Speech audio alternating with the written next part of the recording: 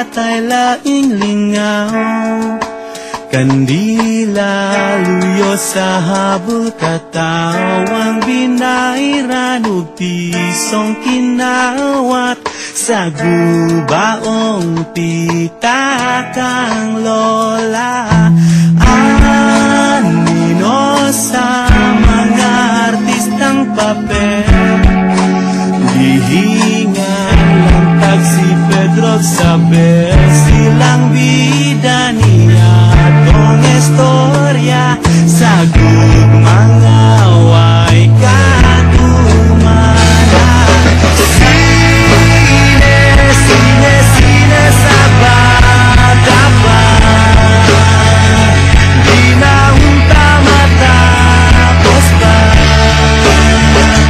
Bisan pa man sa pagdagan sa panahon,